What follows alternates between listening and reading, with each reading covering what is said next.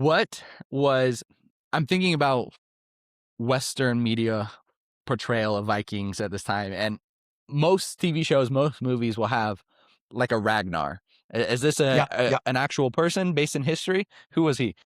Right. Okay. So much of what we get, people will know things from the traditions that talk about what happened after the Mickle Heathen Hera arrived, Uh-huh. and what we have here are the exploits of someone like Ragnar Lothbrok, for example, Ragnar Hairy Breeches, Ragnar Hairy Trousers, and his sons, and we know about them from the written sources of the time, but we also know about them from saga sources that look back on this period from a later generation, and tell the stories of these people. So we can't be absolutely sure if everything that happened to them and that he did is actually correct. But what we do know is there were larger than life characters like Ragnar Lothbrok, who have inspired things like Vikings, and his sons, and so on and so forth.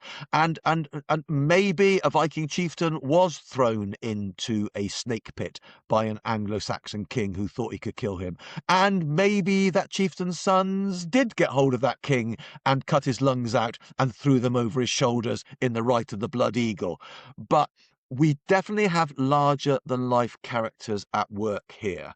And so, um, though Hollywood and modern streaming services and so on are dealing with people who were quite extraordinary, even if they weren't always as violent as they're sometimes portrayed, they are extraordinary people. They cross the high seas, they conquer kingdoms, um, they negotiate with kings, they take wealth.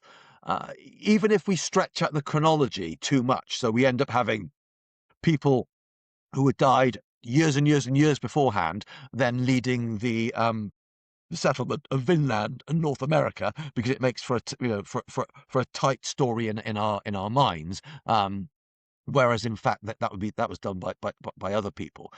We've got dramatic people. We've got Eric Blood. Actually, we've got Eric the Red. We've got Leif Erikson, for example. I mean, these are people who are really very, very striking characters.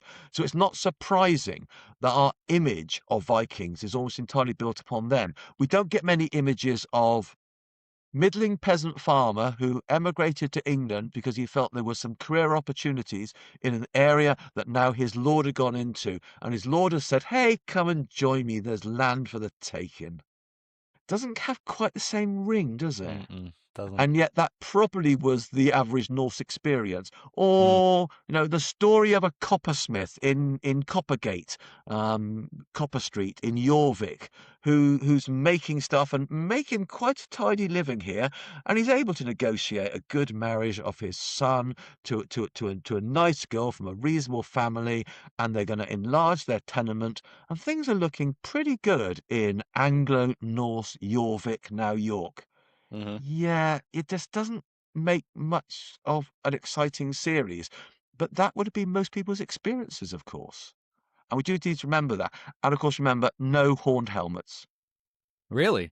Nope, not a single horned helmet has been That's found. purely Western media, Yep, Hollywood. yep, yep, yep.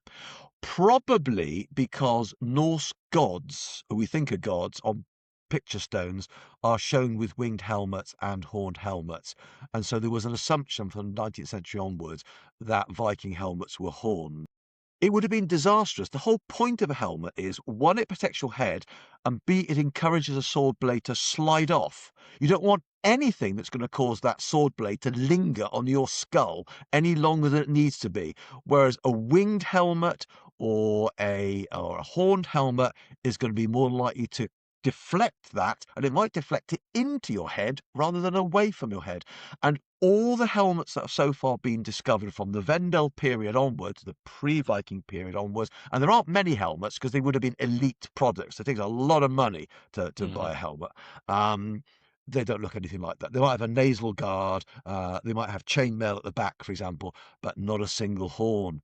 So that's going to really cause problems at Halloween, isn't it? When you now got to Yes. take it off your helmet because you want to be an authentic Viking. But Yeah. everybody sticks those horns on helmets, and we all know who you are. You're a Viking. So any Viking would have said, "What? What are you wearing?"